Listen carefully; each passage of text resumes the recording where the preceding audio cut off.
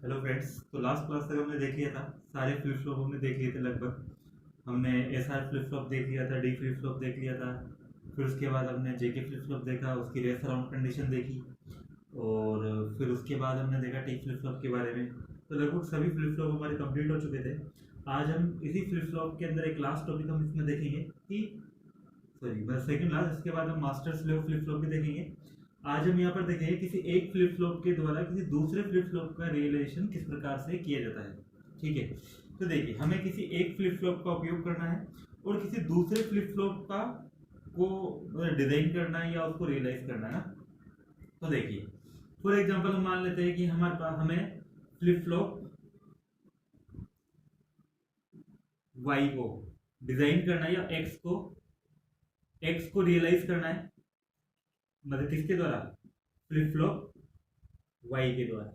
यानी कि flip flop Y का उपयोग करते हुए हमें फ्लिप फ्लॉप एक्स का को रियलाइज करना है। देखिए जब भी एक फ्लिप फ्लॉप के द्वारा दूसरे फ्लिप फ्लॉप को रियलाइज किया जाता है तो उसके लिए हमें एक कॉम्बिनेशन सर्किट, जिसको हम डिकोडर सर्किट भी बोल सकते हैं, का उपयोग किया जाता है। मतलब जैसे हमारे पास फ्लिप फ्लॉप एक्स को जनरेट करना है और हमारे पास है क्या, फ्लिप फ्लॉप वाई। तो मैं फ्लिप फ्लॉप वाई का उपयोग करूंगा,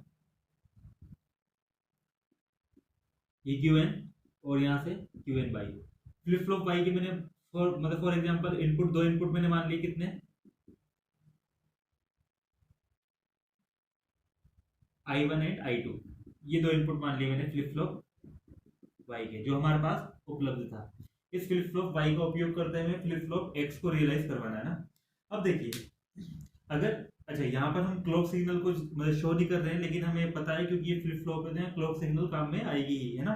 तो हम यहाँ पे फ्लिप मतलब क्लॉक सिग्नल को यहाँ पे शो नहीं कर रहे हैं ना, तो वो अंडरस्टूड है कि यहाँ पर इसमें फ्लिप फ्लॉप में हम क्लॉक सिग्नल काम में आ रही है ना। अब देखिए ये फ्लिप फ्लॉप पाई है। अगर अभी मैं यहाँ पे कुछ भी नहीं करता हूँ, सिंपल यहाँ पर जो भी इनपुट दूंगा तो वो इनपुट किसके अकॉर्डिंग जनरेट हो जाएगा, फ्लिप फ्लॉप वाई के अकॉर्डिंग। तो यानी कि जो यहाँ पर फंक्शनिंग होगी वो किसकी होगी, फ्लिप फ्लॉप वाई के अकॉर्डिंग होगी। लेकिन अगर सोचिए मैं इस इनपुट के यहाँ इस फ्लिप फ्लॉप वाई की जो दोनों इनपुट है, इन दोनों इनपुट के ऊपर किसी डिकोडर का उपयोग करते हुए, यहाँ पर किसका उपयोग करूंगा, किसी डिकोडर का।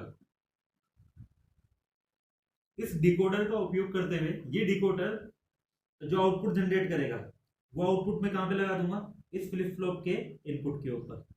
अब ये डिकोडर क्या काम करना चाहिए, ये डिकोडर इस प्रकार से डेटा को जनरेट करेगा या इस प्रकार से आउटपुट को जनरेट करेगा कि वो आउटपुट जब इस फ्लिप फ्लॉप के इनपुट पर अप्लाई होगा तो यहाँ पर जो आउटपुट जनरेट होगा वो आउटपुट किसके अकॉर्डिंग जनरेट होना चाहिए, फ्लिप फ्लॉप एक्स के अकॉर्डिंग, ना कि वाई के अकॉर्डिंग। बात समझ आ रही है? अगर ये डिकोडर नहीं होता तब तो फ्लिप फ्लॉप वाई के अकॉर्डिंग ही काम करता, लेकिन मैं यहाँ पर जो इनपुट है वो मतलब मतलब इसके इनपुट पे मैं क्या लगा रहा हूँ, इस डिकोडर के आउटकम को लगा रहा हूँ। अब इस डिकोडर को मुझे इस प्रकार से डिजाइन करना है, इस डिकोडर को जो डिजाइन करना है मुझे, इस डिकोडर को जो डिजाइन करना है वो मुझे इस प्रकार से करना है कि इसके द्वारा जो आउटकम आएंगे, ये जो इसके आउटकम आएंगे, उन आउटकम को जब मैं इस फ्लिप फ्लॉप वाई के इनपुट पे लगाऊंगा तो इसके आउटपुट पे जो जनरेट होना चाहिए वो किसके अकॉर्डिंग जनरेट होना चाहिए, फ्लिप फ्लॉप एक्स के अकॉर्डिंग। अगर ऐसा हो जाता है तब हमारा ये चीज क्या हो जाएगी कि ये हमारी चीज हो जाएगी, हाँ हमने फ्लिप फ्लॉप वाई का उपयोग करते हुए फ्लिप फ्लॉप एक्स को रियलाइज कर लिया है ना। बात समझ में आ रही है ना आपको? तो यहाँ पर यही है कि फ्लिप फ्लॉप वाई का हम उपयोग कर रहे हैं और एक डिकोडर का उपयोग कर रहे हैं। यहाँ पर इंपॉर्टेंस डिकोडर की है। हमें इस डिकोडर को इस प्रकार से डिजाइन करना है कि इनपुट तो किस पे जाएगा, फ्लिप फ्लॉप वाई पर, लेकिन इसके आउटपुट पे हमें क्या प्राप्त होगा, फ्लिप फ्लॉप एक्स के अकॉर्डिंग आउटकम प्राप्त होंगे हमें ना। तो इस डिकोडर के लिए हम जो इनपुट देते हैं वो फॉर एग्जांपल मैंने यहाँ से कुछ इनपुट दे दिए। ये इनपुट किसके होंगे आपके, ये इनपुट जैसे मैंने ए और बी इनपुट दे दिया। इसके अलावा हमें मतलब यहाँ पे जो हमारे आउटपुट है उसकी प्रीवियस स्टेट की भी आवश्यकता पड़ती है। तो प्रीवियस स्टेट वापस से मैंने इस डिकोडर पे लगा दिया और ये प्रीवियस स्टेट, तो ये इसका एक तरह से ब्लॉक डायग्राम है ना, फ्लिप फ्लॉप एक्स का रियलाइजेशन फ्लिप फ्लॉप वाई के द्वारा। ठीक है, तो ये इसका एक ब्लॉक डायग्राम हो गया। एक डिकोडर का उपयोग किया जाएगा, डिकोडर पे कुछ इनपुट हो सकते हैं और इसके अलावा जो हमारा फ्लिप फ्लॉप वाई की जो आउटकम है उसकी प्रीवियस स्टेट हमको यहाँ पर काम में ली जा सकती है ना। तो उसके अकॉर्डिंग हम यहाँ पे फ्लिप फ्लॉप वाई के द्वारा फ्लिप फ्लॉप एक्स को जनरेट करेंगे, है ना।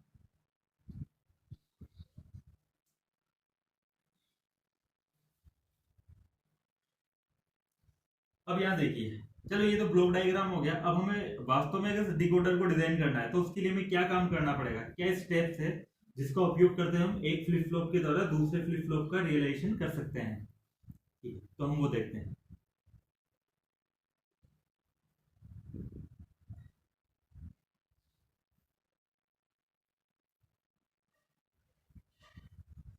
तो देखिए हमें क्या करना है, फ्लिप फ्लॉप एक्स को रियलाइज करना है किसके द्वारा, फ्लिप फ्लॉप वाई के द्वारा। फ्लिप फ्लॉप वाई का उपयोग करते हैं फ्लिप फ्लॉप एक्स को रियलाइज करवाना है ना।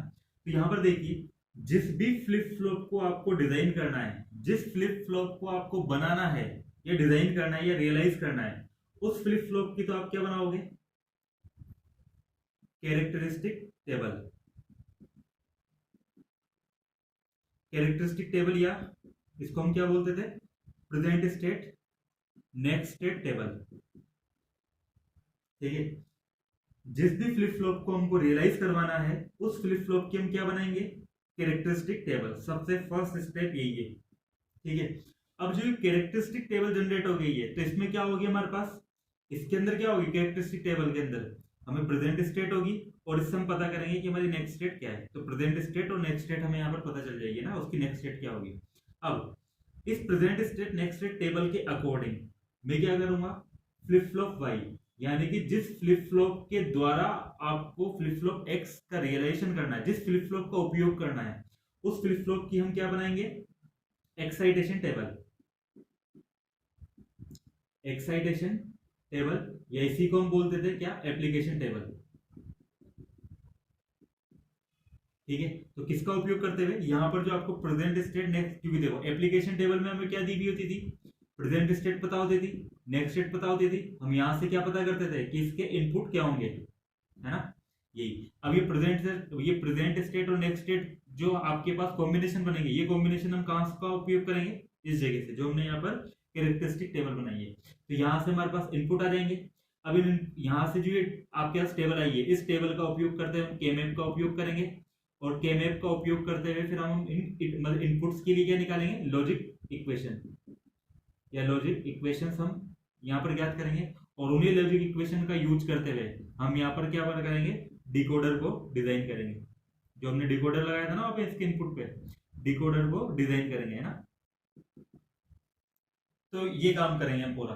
तो देखिए सबसे पहले देखो ध्यान रखना है, जिस फ्लिप फ्लॉप को रियलाइज करवाना है उसकी तो कैरेक्टरिस्टिक टेबल बनेगी, और जिस फ्लिप फ्लॉप का उपयोग करके फ्लिप फ्लॉप एक्स को डिजाइन करना है उसकी एक्साइटेशन टेबल या एप्लीकेशन टेबल बनेगी।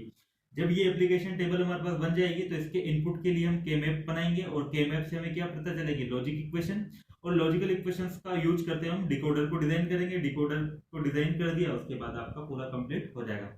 एक एग्जांपल लेकर देखते हैं।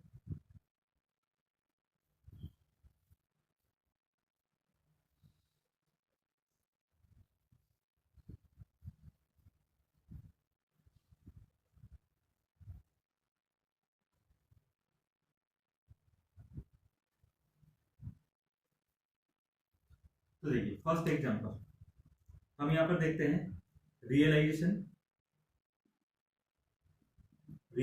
Of D flip flop using SR flip flop. हमें एसआर फ्लिप फ्लॉप का उपयोग करते हुए डी फ्लिप फ्लॉप बनाना है। तो हमें दिया हुआ क्या है, एसआर फ्लिप फ्लॉप। डिजाइन क्या करना है, डी फ्लिप फ्लॉप। तो क्योंकि मुझे डी फ्लिप फ्लॉप को डिजाइन करना है तो मैं क्या करूंगा, डी फ्लिप फ्लॉप के लिए क्या बनाऊंगा, सबसे पहली स्टेप क्या होगी, डी फ्लिप फ्लॉप के लिए present state next state table. ठीक है, तो ये कैसे बनाते हैं, हमें प्रेजेंट स्टेट दी हुई होगी, इसके लिए इसका इनपुट दिया हुआ होगा डी। ठीक है, और हमें यहाँ से नेक्स्ट स्टेट जनरेट करनी है। और क्लॉक हम मानकर चलेंगे कि क्या है, क्लॉक की वैल्यू कितनी है, एन प्लस सॉरी एन मतलब अभी सीएल की कितना है यहाँ पे 1, ये हम मानते हुए चलेंगे। तो क्लॉक को हम यहाँ पे कहीं पर भी शो नहीं करेंगे ना। तो कॉम्बिनेशन 2 है तो 2 कॉम्बिनेशन के हिसाब से क्या कॉम्बिनेशन बनेंगे, यही। ठीक है, अब देखिए हमको पता है कि डी फ्लिप फ्लॉप के अंदर जो भी आपका डिले इनपुट होता है वही आपकी नेक्स्ट स्टेट हो जाती है ना। तो यहाँ पर आउटकम क्या देंगे, ठीक है। अब ये हमारी डी फ्लिप फ्लॉप के लिए क्या बन गई, present state next state table. अब इस present state next state table का उपयोग करते हुए हम क्या बनाएंगे, कौन सा फ्लिप फ्लॉप हमको, मतलब आपको किस फ्लिप फ्लॉप का उपयोग करना है, एसआर फ्लिप फ्लॉप का। तो एसआर फ्लिप फ्लॉप के लिए हम क्या बनाएंगे, एप्लीकेशन टेबल। अब एप्लीकेशन टेबल में आपको प्रेजेंट स्टेट नेक्स्ट स्टेट पता होनी चाहिए, तो उसके अकॉर्डिंग हम एसआर फ्लिप फ्लॉप के इनपुट हम यहाँ पर पता करेंगे। अब प्रेजेंट स्टेट और नेक्स्ट स्टेट हमको यहाँ से पता है कि जब प्रीवियस स्टेट क्या थी 0 और नेक्स्ट स्टेट कितनी है आपकी फिर 0, प्रेजेंट स्टेट कितनी है 0 फिर 1 फिर 1 से 0 फिर 1 से 1। ठीक है, तो इसका उपयोग करते हम यहाँ पर क्या करेंगे, एस और आर बनाएंगे। भाई एप्लीकेशन टेबल में यही तो होता था, प्रेजेंट स्टेट दी हुई होती थी, नेक्स्ट स्टेट दी हुई होती थी, उसके अकॉर्डिंग फिर हम क्या कर मतलब यहाँ पता करते थे इनपुट कि इनपुट के क्या कॉम्बिनेशन हमें प्राप्त होंगे ना। और अगर यदि आपने मतलब प्रीवियस लेक्चर नहीं देखे तो एक बार वो लेक्चर देख लेना, तो वहां से आपको पता लग जाएगा कि एप्लीकेशन टेबल किस प्रकार से बनाते हैं और कैरेक्टरिस्टिक टेबल किस प्रकार से बनाते हैं ना। तो यहाँ पर देखिए, अब 0 से 0 जनरेट हो रहा है आपका ना, तो 0 से 0 किस प्रकार से जनरेट हो सकता है, दो प्रकार से जनरेट हो सकता है। हम केवल डी को नहीं देखेंगे, हम प्रेजेंट स्टेट और नेक्स्ट स्टेट को देखेंगे केवल। तो 0 से 0 प्राप्त हो रहा है, 0 से 0 आपको दो प्रकार से प्राप्त हो सकता है। कैसे कैसे, 0 से 0 प्राप्त करने के लिए या तो देखो यहाँ पर या तो कोई चेंज नहीं हुआ है क्योंकि 0 का वही 0 रहा, यानी कि नो चेंज। नो चेंज कब होता है, जब एस और आर दोनों 0 हो। फिर 0 से वापस से 0, आपको नेक्स्ट स्टेट क्या प्राप्त हो रही है 0, यानी कि कौन सा ऑपरेशन हो रहा है, रिसेट ऑपरेशन भी हो रहा है। हम बोल सकते हैं ना कि यहाँ पे रिसेट भी हो रहा है ना, या तो नो चेंज हुआ हो या फिर रिसेट ऑपरेशन हो गया हो, क्योंकि रिसेट ऑपरेशन होगा तब तो फाइनली हमें 0 प्राप्त होगा, चाहिए प्रीवियसली कुछ भी हो। तो रिसेट ऑपरेशन कब होता है, जब एस 1 हो और आर कितना हो 0। तो देखिए 0 से 0 के लिए एस की वैल्यू तो 0 या 1 कुछ भी हो सकती है, तो यानी कि ये तो क्या हो जाएगी, डोंट केयर। लेकिन आर की वैल्यू कितनी है दोनों ही केस के लिए 0, तो आर की वैल्यू तो कितनी होनी चाहिए, 0 ही होनी चाहिए, तभी जाके 0 से 0 प्राप्त होगा। 0 से 1, 0 से 1 में देखिए यहाँ पर, क्योंकि एसआर फ्लिप फ्लॉप में टॉगल वाला तो कोई केस होता ही नहीं, तो 0 से 1 केवल एक ही तरीके से हो सकता है, जब आपका आउटकम क्या हो, सेट हो, है ना। फ्लिप फ्लॉप का मतलब फ्लिप फ्लॉप कैसा होना चाहिए, सेट ऑपरेशन होना चाहिए 0 से 1। अगर ये जेके फ्लिप फ्लॉप होता था हम टॉगल भी बोलते हैं, लेकिन यहाँ पे टॉगल ऑपरेशन होता ही नहीं है सर फ्लिप फ्लॉप में, तो केवल क्या होगा सेट, क्योंकि फाइनल आउटकम आपको 0 से 1 प्राप्त हो रहा है। तो सेट ऑपरेशन के लिए 1 और ये 0। फिर 1 से 0, 1 से 0 में देखिए यहाँ पर वापस से टॉगल ऑपरेशन नहीं हो सकता है, तो और फाइनल आउटकम कितना आ रहा है, रिसेट ऑपरेशन वाला, यानी कि 0, तो यानी कि रिसेट ऑपरेशन होगा, तो ये 0 और ये 1।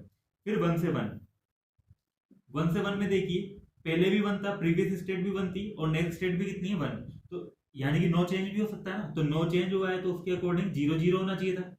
और 1 से 1 यानी कि फाइनल आउटकम आपका 1 आ गया, तो ये सेट ऑपरेशन भी है, तो सेट ऑपरेशन कब होता, जब ये आपके पास क्या होना चाहिए था, यहाँ पे 1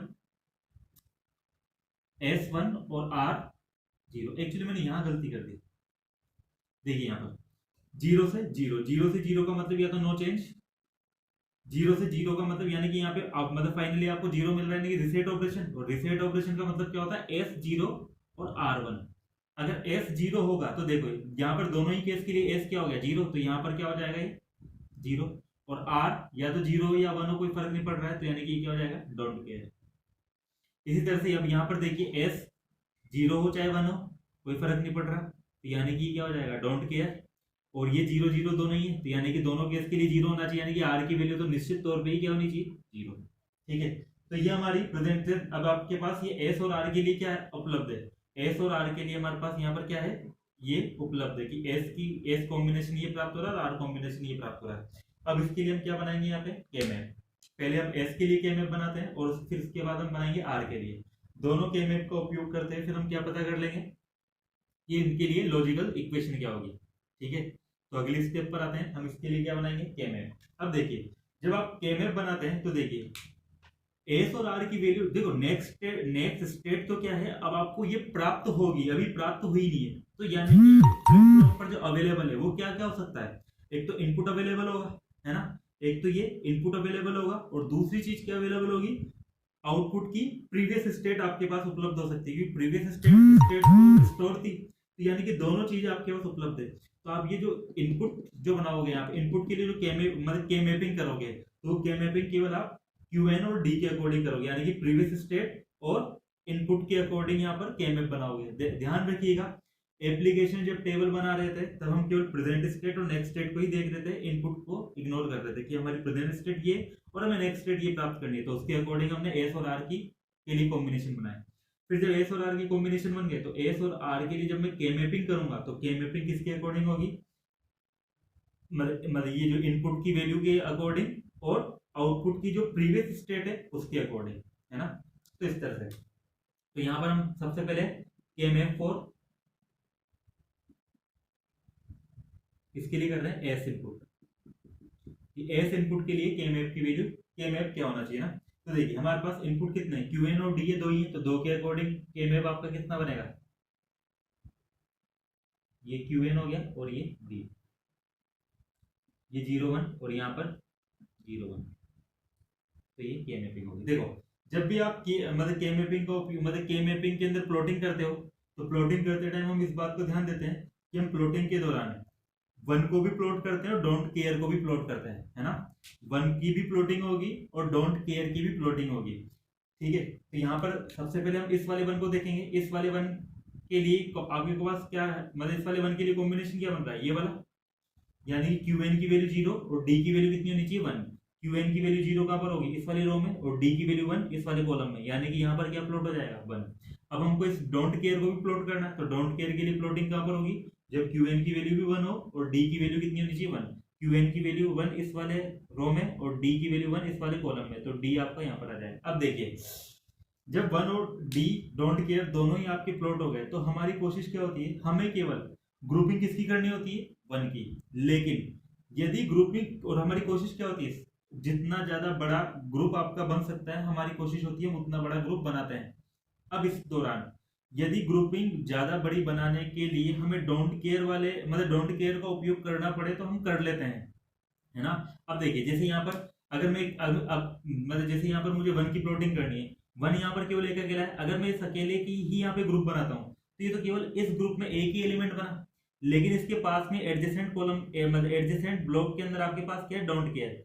अगर इसमें डोंट केयर का भी उपयोग कर लो, है ना, इस डोंट केयर का भी उपयोग कर लो तो मेरे पास ग्रुप कितने का बन जाएगा, 2 का। तो मेरे पास ज्यादा बड़ा ग्रुप बन गया ना, इसलिए मैं ज्यादा बड़ा ग्रुप ही बनाऊंगा चाहे मुझे डोंट केयर का भी उपयोग करना पड़े, है ना। अब मतलब फॉर एग्जांपल के लिए मतलब मान लेता हूँ कि यहाँ पर एक और डोंट केयर होता है और वो डोंट केयर यहाँ प्लॉट होता। अब ये ग्रुपिंग हो चुकी है ना।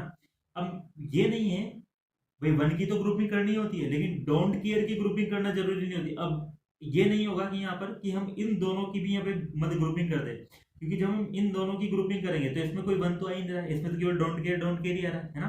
तो ग्रुपिंग करने में एटलीस्ट आपका एक तो 1 होना चाहिए, एक एलिमेंट तो आपका 1 होना चाहिए। ऐसा नहीं होता है कि मतलब ग्रुप के सारे एलिमेंट ही आपके डोंट केयर हो, है ना। तो उस चीज मतलब वैसा अपन ग्रुप नहीं बनाते, ठीक है। तो ये ग्रुप बन जाएगा आपका। अब इसके लिए हम यहाँ पर देखेंगे एस बराबर क्या होगा, इस ग्रुप के लिए इक्वेशन लिखेंगे। इक्वेशन कैसे लिखते हैं, वो एलिमेंट हम लिखते हैं जो कि चेंज नहीं हो रहा है। देखिए इस एलिमेंट के लिए क्यू एन की वैल्यू कितनी है 0, इस एलिमेंट के लिए क्यू एन की वैल्यू कितनी है 1, तो क्यू एन तो चेंज हो गया इसके लिए, लेकिन डी की वैल्यू दोनों के लिए कितनी है 1, यानी कि एस आपकी किसकी फॉर्म में आएगा, डी की फॉर्म में। और डी की वैल्यू क्योंकि क्या थी 1 थी तो ये विदाउट बार आ जाएगा। तो एस की वैल्यू तो आपके पास क्या आ रही है, एस इक्वल टू डी। इसी प्रकार से हम क्या बनाएंगे, केएमएफ बनाएंगे किसके लिए, केएमएफ फॉर आर इनपुट। जब आप वापस से, क्योंकि 2 ही है मतलब आपका, तो केएमएफ आप किस प्रकार से बनेगा,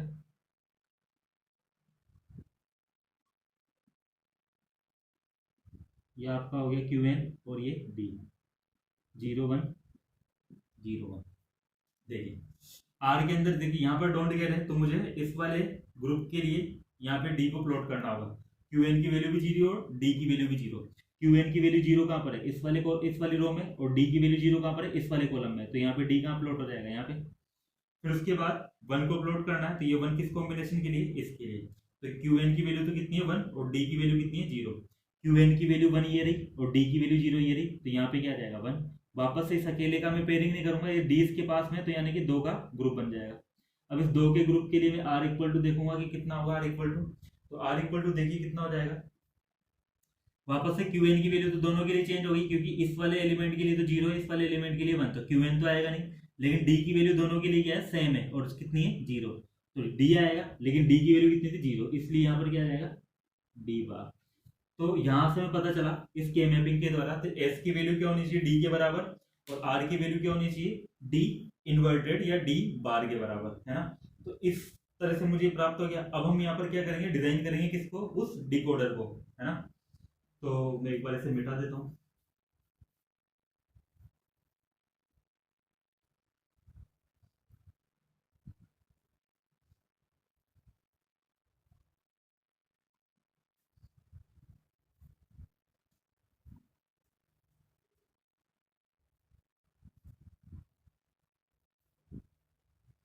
देखिए अब हम यहाँ पर यूज करते हैं किसका, के मैप का हमने यूज कर लिया, एस और आर के हम। तो देखिए हमें किसका उपयोग करना था, एस आर फ्लिप फ्लॉप का। तो हमने यहाँ पर एस आर फ्लिप फ्लॉप लगा दिया। ये इसकी आउटपुट स्टेट हो गई क्यू एन और ये क्यू एन बार। ये हमारा एस आर फ्लिप फ्लॉप हो गया, जिसका एक इनपुट क्या हो गया एस और एक इनपुट क्या हो गया आपका ये आर। आप चाहो तो यहाँ पे क्लॉक सिग्नल को शो कर दो, कोई दिक्कत नहीं है, सीएल के, ठीक है। अब हमें एस और आर के ऊपर एक डिकोडर लगाना है। इस पर क्या आ सकता था, एक तो डी इनपुट आएगा इस पर, ठीक है, क्योंकि इनपुट यहाँ पे कितना था डी। अब देखिए जो डी इनपुट आ रहा है एस की वैल्यू कितने के बराबर है, डी के बराबर। तो इस डी को मैं सीधा किसके पास भेज दूंगा, एस पर, सीधा किसको दे दूंगा मैं, एस को। लेकिन आर पर मुझे क्या चाहिए, डी का इन्वर्टेड फॉर्म। डी का इन्वर्टेड फॉर्म लेकर आने के लिए डिकोडर में मैं एक नोट गेट का उपयोग करूंगा और ये नोट गेट से फिर मेरे पास ये वैल्यू कहां पर भेज दूंगा मैं, यहाँ पे। तो यानी कि एस पर तो क्या चला गया, डी जाएगा, और यहाँ पर क्या जाएगा, आर पे डी बार। जब एस को डी मिलेगा और आर को डी बार मिलेगा तो हमें पता है कि आउटकम हमारे किसके अकॉर्डिंग जनरेट हो जाएंगे, डी फ्लिप फ्लॉप के द्वारा। और आपको याद होगा कि डी फ्लिप फ्लॉप जो हमने बनाया था तब हमने यहाँ पर यही देखा था कि हमने एस पर तो सीधा डी इनपुट अप्लाई कर दिया था और आर पर इसका इन्वर्टेड फॉर्म अप्लाई कर दिया था। तो यहां से भी हमें वही रिजल्ट प्राप्त हो रहा है। तो ये हमारा क्या हो गया, D flip flop using S R flip flop. तो यहाँ पर देखिए कि हमने मतलब यहाँ पे डिकोडर को डिजाइन कर लिया। डिकोडर में कुछ भी नहीं, बस एक नॉट गेट का उपयोग किया गया है, और वो भी किसके लिए, क्योंकि आर पर हमें क्या चाहिए, डी का इन्वर्टेड फॉर्म। तो डी का इन्वर्टेड फॉर्म जनरेट करने के लिए, ठीक है। तो ये हमारा डी फ्लिप फ्लॉप है किसके द्वारा, एस आर फ्लिप फ्लॉप के द्वारा। एक और एग्जाम्पल हम यहाँ पर देख लेते हैं और उससे अच्छा क्लियर हो जाएगा आपका, है ना। तो यहाँ हम देखते हैं कि जेके फ्लिप फ्लॉप का उपयोग करते हुए टी फ्लिप फ्लॉप कैसे बनाएंगे, है ना। जेके फ्लिप फ्लॉप का उपयोग करते हुए हम टी फ्लिप फ्लॉप किस प्रकार से रियलाइज करेंगे।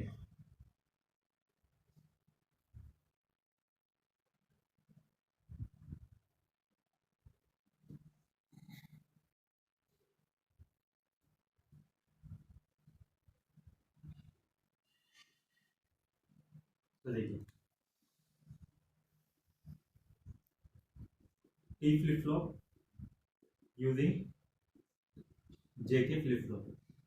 जेके फ्लिप फ्लॉप का उपयोग करते हुए टी फ्लिप फ्लॉप हम किस प्रकार से बनाएंगे। तो देखिए हमें डिजाइन क्या करना है, टी फ्लिप फ्लॉप। तो कैरेक्टरिस्टिक टेबल किसकी बनेगी, टी फ्लिप फ्लॉप की। किसका उपयोग करना है, जेके फ्लिप फ्लॉप का। तो एप्लीकेशन टेबल किसकी बनेगी, जेके फ्लिप फ्लॉप की।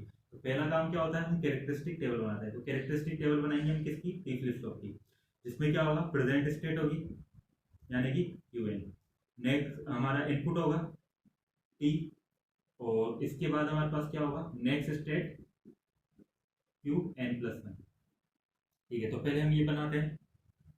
दो इनपुट है तो कॉम्बिनेशन कैसे बनेगा, 0 1 0 1, 2 बार 0 2 बार 1। देखिए टॉगल, क्योंकि ये टॉगल इनपुट है ना।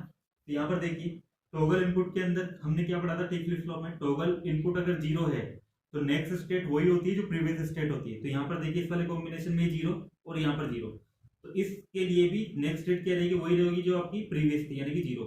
इसके लिए भी वही रहेगी जो पहले थी यानी कि 1। अब लेकिन टॉगल इनपुट अगर 1 होता है ना, टॉगल इनपुट यदि यहाँ पर कितना होता है, 1 होता है, तो उस वाली स्थिति में क्या होता है, जो नेक्स्ट स्टेट आती है वो प्रीवियस स्टेट की इन्वर्टेड फॉर्म में आती है, यानी कि टॉगल हो जाता है, मतलब जो आउटकम हो जाता है वो टॉगल हो जाता है। पहले कितना था 0, तो उल्टा होकर कितना हो जाएगा 1। पहले कितना था 1, तो इन्वर्ट होकर या टॉगल होकर कितना हो जाएगा 0। तो इस प्रकार से हमारे पास प्रेजेंट स्टेट और नेक्स्ट स्टेट टेबल आ जाएगी किसकी, टी फ्लिप फ्लॉप की, है ना। तो ये हमारे पास टी फ्लिप फ्लॉप की present state next state table आ गई। अब इसकी प्रेजेंट स्टेट और नेक्स्ट स्टेट, ये केवल इन दोनों को देखते हुए हम क्या बनाएंगे, जेके फ्लिप फ्लॉप की एप्लीकेशन टेबल। तो एप्लीकेशन टेबल में क्या होता है, प्रेजेंट स्टेट होती है, नेक्स्ट स्टेट होती है, फिर इसके अकॉर्डिंग हमें इनपुट पता करने होते हैं जे और के की वैल्यू देखिए जे के। अब देखिए फर्स्ट कॉम्बिनेशन में देखिए 0 से 0 यानी कि प्रीवियस स्टेट भी 0 थी, नेक्स्ट स्टेट भी 0 थी, तो ये क्या हो सकता है नो चेंज के द्वारा भी हो सकता है क्योंकि कोई चेंजेस भी नहीं हुआ है ना, तो दोनों 0। नो चेंज कब होता है दोनों 0। एक पॉसिबिलिटी यहाँ पर ये भी बन सकती हो सकता है फ्लिप फ्लॉप आपका यहाँ पे रिसेट हुआ हो क्योंकि फाइनल आउटकम कितना प्राप्त हो रहा है 0, तो रिसेट कब होता है जब जे की वैल्यू 0 और के की वैल्यू कितनी होनी चाहिए 1। तो यहाँ पर देखिए इस स्टेट में जे की वैल्यू कितनी है, मतलब चाहे दोनों ही केस के लिए हमारे पास जे की वैल्यू कितनी है 0, तो यानी कि जे की वैल्यू तो निश्चित तौर पे ही कितनी होनी चाहिए 0, और के की वैल्यू चाहे 0 हो चाहे 1 हो कोई फर्क नहीं पड़ता, केवल जे की वैल्यू 0 होनी चाहिए, तो इसको लिए मैं इसको क्या कर दूंगा डॉट केयर। अब उसके बाद देखिए प्रेजेंट स्टेट कितनी है 0, नेक्स्ट स्टेट कितनी है 1, तो यहाँ पे टॉगल हो गया। तो टॉगल कब होता है जब जे और के की वैल्यू 1 होती है, तो जे और के की वैल्यू मैंने कितनी कर दी 1 और 1, तो टॉगल हो गया। लेकिन यहाँ पर ये भी देखिए तो ये भी तो हो सकता है कि आउटपुट नेक्स्ट स्टेट आपके पास 1 प्राप्त हो रही है, तो 1 आपका सेट ऑपरेशन के द्वारा भी तो प्राप्त हो सकता है। तो सेट ऑपरेशन कब होता है जब जे की वैल्यू 1 हो और के की वैल्यू 0 हो। तो देखिए इन दोनों ही कंडीशन के लिए जे की वैल्यू कितनी आ रही है 1, तो जे तो निश्चित तौर पे कितना होना चाहिए 1 ही होना चाहिए, और के की वैल्यू कुछ भी हो सकती है 1 या 0, तो यानी कि हम इसको कर देंगे डोंट के। फिर हम आते हैं आगे अगले पर 1 से 1 से सॉरी हाँ 1 से 1 प्रीवियस स्टेट 1 थी, नेक्स्ट स्टेट कितनी है 1, तो 1 से 1 यानी कि नो चेंज कब हो सकता है जब दोनों 0, लेकिन फाइनल आउटकम 1 प्राप्त हो रहा है तो ये सेट ऑपरेशन के द्वारा भी तो प्राप्त हो सकता है, तो सेट होगा तो यानी कि यहाँ पे 1 और ये 0। अब देखिए के की वैल्यू दोनों ही केस के लिए 0 होनी चाहिए, यानी कि के की वैल्यू तो निश्चित तौर पे कितनी होनी चाहिए थी 0, तो यहाँ पर 0, और जे की वैल्यू चाहे 1 हो चाहे 0 हो कोई फर्क नहीं पड़ता, तो ये क्या हो जाएगा डोंट केयर। उसके बाद 1 से 0 जाने पर स्टेट आपकी टॉगल हो रही है ना, इन्वर्ट हो रही है, तो इन्वर्ट कब होती है जब दोनों इनपुट 1 1 हो। टॉगल ऑपरेशन ये होता है ना जे के फ्लिप फ्लॉप में जब दोनों 1 1 हो, है ना। दूसरा देखिए अब ऐसा जरूरी नहीं कि टॉगल के दौरान आपको लास्ट मतलब नेक्स्ट स्टेट आपको 0 प्राप्त हो, नेक्स्ट स्टेट 0 तो आपको रिसेट ऑपरेशन के द्वारा ही प्राप्त होती है, तो रिसेट होता तो क्या होता जे की वैल्यू कितनी होनी चाहिए थी 0 और के की वैल्यू कितनी होनी चाहिए थी 1। तो अब इसके लिए देखिए के की वैल्यू तो निश्चित तौर पे कितनी होनी चाहिए 1, तो ये 1, और जे की वैल्यू 1 और 0 कुछ भी हो सकती है, तो यानी कि इसको क्या कर देंगे डोंट केयर। तो ये हमारी ओवरऑल टेबल बन गई दोनों को कंबाइन करके ना। अब यहाँ से हम जे और के लिए क्या बनाएंगे के मैप बनाएंगे। के मैपिंग करते समय हमें नेक्स्ट स्टेट पता नहीं होती है ना, क्योंकि नेक्स्ट स्टेट तो आपको अब प्राप्त हो गया, अभी तक कुछ है ही नहीं आपके पास नहीं है, अभी तो केवल क्या है आपके पास प्रेजेंट स्टेट और टी है, तो आप इन दोनों का ही उपयोग कर सकते हो के मैपिंग के अंदर, है ना, नेक्स्ट स्टेट का उपयोग नहीं करते। तो सबसे पहले मैं जे के लिए क्या बनाऊंगा के मैप, तो जे के लिए के मैपिंग बनाएंगे तो 2 इनपुट है, तो 2 इनपुट के हिसाब से आपके पास कितनी बन जाएगी ये स्टेट के मैपिंग हो जाएगी। यहाँ पे क्या कर देते हैं अपन प्रेजेंट स्टेट या प्रीवियस स्टेट क्यू है और इनपुट इधर टी, ये 0 1 0 1। मैपिंग करने में हम 1 और डी दोनों को ही लेते हैं, तो इस वाले 1 की मैपिंग करने के लिए देखिए ये 0 1 होना चाहिए मेरे पास, है ना, यानी क्यू एन की वैल्यू 0 और टी की वैल्यू 1, क्यू एन की वैल्यू 0 और टी की वैल्यू 1 यहाँ पर है, तो ये 1 यहाँ प्लॉट हो जाएगा। फिर इस वाले डी को प्लॉट करने के लिए मेरे को ये वाला इनपुट चाहिए, यानी कि 1 0, क्यू एन की वैल्यू 1, क्यू एन की वैल्यू 1 इस वाली रो में है और टी की वैल्यू 0 इस वाले कॉलम में, तो डी यहाँ पर आ जाएगा। फिर इस वाले डी को प्लॉट करने के लिए 1 1, Q1 यहाँ पर और T1 यहाँ पर, तो यहाँ पर B। अब देखिए यहाँ पे 2 डोंट केयर है और एक 1 है, लेकिन हमें पेयरिंग इस प्रकार से करनी है कि 1 का ज्यादा से ज्यादा बड़ा आपका ग्रुप बन जाए, चाहे डोंट केयर को हम उस पर इंक्लूड कर ले ग्रुपिंग में ना। अब देखिए ग्रुपिंग कैसे करते हैं, या तो सबसे बड़ा मतलब 2 की पावर की फॉर्म में हम ग्रुपिंग करते हैं, यानी कि 2 की पावर 0 है तो यानी कि हम 1 की ग्रुपिंग करेंगे, 2 की पावर 1 यानी कि 2 की कर सकते हैं, 2 की पावर 2 यानी कि 4 की ग्रुपिंग कर सकते हैं, 2 की पावर 3 इक्वल टू 8 यानी कि 8 की ग्रुपिंग करेंगे। देखिए यहाँ पे ब्लॉक ही हमारे पास 4 है, तो हम ज्यादा से ज्यादा 4 की ग्रुपिंग कर सकते थे, लेकिन यहाँ पर ना तो डोंट केयर है ना 1 है, तो इसलिए हम यहाँ पे 4 की तो ग्रुपिंग नहीं कर सकते। अब उससे छोटा ग्रुपिंग किसकी करेंगे 2 की ग्रुपिंग करने के लिए हम 2 की ग्रुपिंग इस प्रकार से करेंगे उसमें 1 इंक्लूड हो जाए, तो 1 इंक्लूड कैसे होगा, ये वाला डोंट केयर इसके एडजेसेंट है तो मैं इस वाले की ग्रुपिंग कर दूंगा। अब ये डोंट केयर आप क्या रह गया, क्योंकि इसकी जरूरत भी नहीं, क्योंकि मेरे जितने वन थे यहाँ पर वो सब मेरे ग्रुपिंग उनकी ग्रुपिंग हो चुकी है ना, एक अकेला वन था इसकी ग्रुपिंग हो चुकी है और कोई वन बचा नहीं। अब अगर मैं इसकी ग्रुपिंग करूंगा तो उसमें हमेशा डोंट केयर ही आएगा, तो कोई मतलब नहीं है उसकी ग्रुपिंग करने का ना। तो यहाँ पर देखिए ये एक अकेला आपका पास ग्रुप बना, इसके लिए जे बराबर कितना हो जाएगा, देखिए क्यू एन की वैल्यू तो वापस से चेंज होगी, इस वाले एलिमेंट के लिए 0 और इस वाले एलिमेंट के लिए कितनी हो गई है 1, है ना।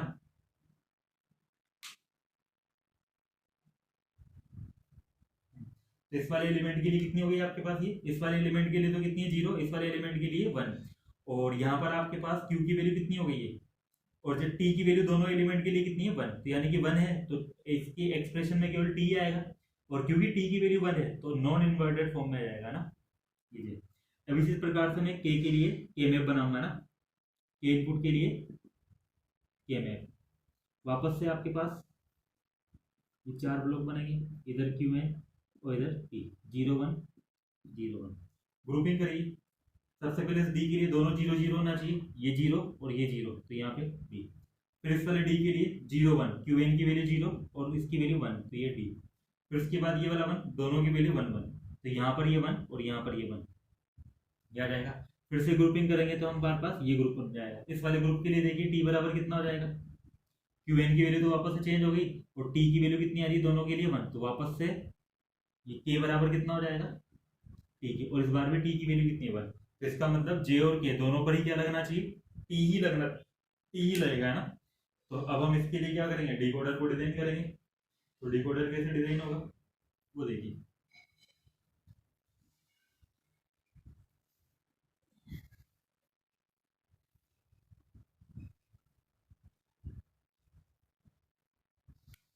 तो देखिए सबसे पहले हमें जे के फ्लिप फ्लॉप का उपयोग करते हुए बनाना था, तो मैंने यहाँ पे ये जे इनपुट लगा दिया और यहाँ पे ये के इनपुट लगा दिया, और यहाँ पे क्लॉक शो करने के लिए मैंने क्लॉक भी लगा दी। यहाँ पर क्या हो जाएगा ये क्यू एन, और यहाँ पे क्या हो जाएगा क्यू एन बार, ये हमारा जे के फ्लिप फ्लॉप। यहाँ पर हमें डिकोडर को लगाना है, और डिकोडर पे एक इनपुट लगाना है हमें कौन सा, टी, ठीक है। देखो यहाँ पे फीडबैक की जरूरत नहीं, क्योंकि अभी एक्सप्रेशन में आपके पास ना तो क्यू आ रहा है, ना तो क्यू एन आ रहा है, ना क्यू एन बार आ रहा है, तो हम यहाँ से फीडबैक करेंगे, जहाँ पर जरूरत होगी नहीं करेंगे। जे की वैल्यू कितनी देनी है हमें, टी के बराबर, तो जे की वैल्यू मैंने सीधे कितनी दे दी यहाँ पे, टी के बराबर दे दी, और के को भी कितनी देनी है टी, तो कोई इन्वर्ट करने की जरूरत नहीं, तो सीधा ही आप यहाँ से इसको, तो कुछ भी नहीं करना, सिंपल वायरिंग करनी है डिकोडर में। जे की वैल्यू भी कितनी हो जाएगी टी, और के की वैल्यू भी कितनी हो जाएगी टी, तो जे और के जब दोनों को टी टी प्राप्त होगा, तो यहाँ पर आउटकम किसके अकॉर्डिंग जनरेट होगा, टी फ्लिप फ्लॉप के अकॉर्डिंग। और T flip flop toggle flip flop में हमने ये देखा था कि जे और के की वैल्यू दोनों को हम क्या करते थे, दोनों को कॉमन करके टी इनपुट लगाते थे। यदि आपने टी टॉगल फ्लिप फ्लॉप वाला जो वीडियो, लास्ट वीडियो आपने देखा हो तो, है ना, जे और के दोनों को कॉमन करके हम और एक मतलब कॉमन इनपुट टी लगा देते थे दोनों पर। तो इसी तरह से हमने टॉगल फ्लिप फ्लॉप बनाया था जेके फ्लिप फ्लॉप का उपयोग करते हुए। तो इस प्रकार से हम किसी भी फ्लिप फ्लॉप को किसी भी फ्लिप फ्लॉप के द्वारा रियलाइज कर सकते हैं। बस क्या होना चाहिए, स्टेप क्या है, पहली स्टेप है जिस फ्लिप फ्लॉप का आपको रियलाइजेशन करना है उसकी क्या बनाएंगे, कैरेक्टरिस्टिक टेबल, है ना। और जिस फ्लिप फ्लॉप के द्वारा आपको रियलाइजेशन करना है उस फ्लिप फ्लॉप की आप क्या बनाओगे, एप्लीकेशन टेबल, और फिर के मैपिंग करेंगे, और के मैपिंग के बाद लॉजिकल इक्वेशन के अकॉर्डिंग यहाँ पे डिकोडर को डिजाइन कर देंगे। तो ये हमारा आज का टॉपिक है। इसी प्रकार से आप बाकी दूसरे को भी रियलाइजेशन कर सकते हैं आप अपने स्तर पे ना। अब नेक्स्ट क्लास में मिलेंगे मास्टर स्लेव फ्लिप फ्लॉप के साथ, तो उसके बाद हमारा फ्लिप फ्लॉप कंप्लीट हो जाएगा, है ना। तो तब तक के लिए थैंक यू।